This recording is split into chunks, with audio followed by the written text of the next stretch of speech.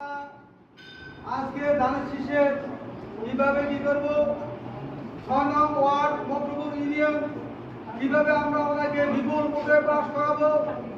আমাদের নেতা জনাব মাহলাল ইসলাম সুপু সাহেব আমরা ভোট দিব জনাব মাহলাল ইসলাম সুপু সাহেবকে। আমরা ওনাকে চিনি জানি, আমাদের কোনো বিপদ আপদ হলে আমরা জনাব মাহলাল ইসলাম সুপু সাহেবের কাছে যাবো। ওনার মাধ্যমে উনি আমাদেরকে কি করবেন না করবেন উনি ব্যবস্থা দিবেন। আমরা তো আর এমপিকে সবসময় পাবো না।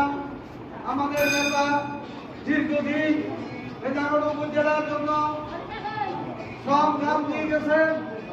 মকরুপুরে ইউনিয়নের মানুষের জন্য রাজনীতি পরিশ্রম করেছেন। দল কখনো বেমানি করে না।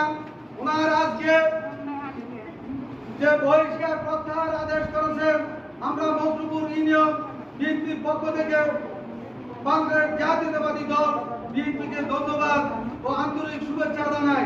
সম্মানিত উপস্থিতি, আমরা যাতে আমাদের নেত্রী মহান নেত্রী আবু শহীদ নেত্রী বেগম খালেদা জিয়াকে এই জন্য আবু শহীদ বলে, ওনাকে এদের থেকে যাওয়ার জন্য বারংবার নির্দেশ দিয়েছে, তুমি এদের থেকে চলে যাও, তোমার নামে মামলা হবে না, হামলা হবে না।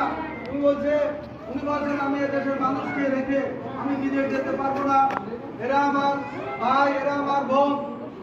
অতএব আমরা সেই নেত্রী হলো মহিলা, আপনারাও মহিলা। আপনার যদি খালেদা জিয়ার একটি ভোটের যে মূল্য, আপনাদেরও সেই মূল্য। একজন পঙ্গু, একজন অসহায়, যে ভোটের দাম আছে, আপনার আমারও সেই একই দাম। কেউ যদি বলেন আপনার দাম বেশি আমার দাম কম, না।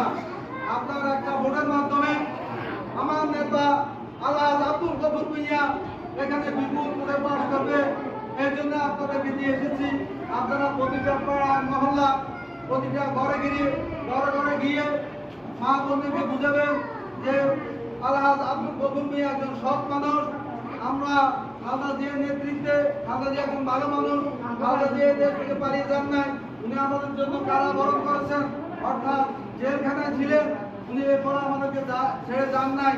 ওনার ছেলে মৃত্যুবরণ করেছে, ওনার ছেলেকে দেখতে দেওয়া হয় নাই, তারেক রহমান দেশে আসতে দেওয়া হয় নাই, তারেক রহমান তার ভাইয়ের জানাজা অংশগ্রহণ করতে পারে নাই।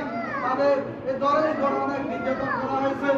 আজকে আমরা যদি একটা ভোট দিই, আমাদের নেত্রী খালেদা জিয়া বিভিন্ন মঞ্চে গিয়ে বক্তৃতা দিতে পারবেন। ওনার যে অসুস্থতা, উনি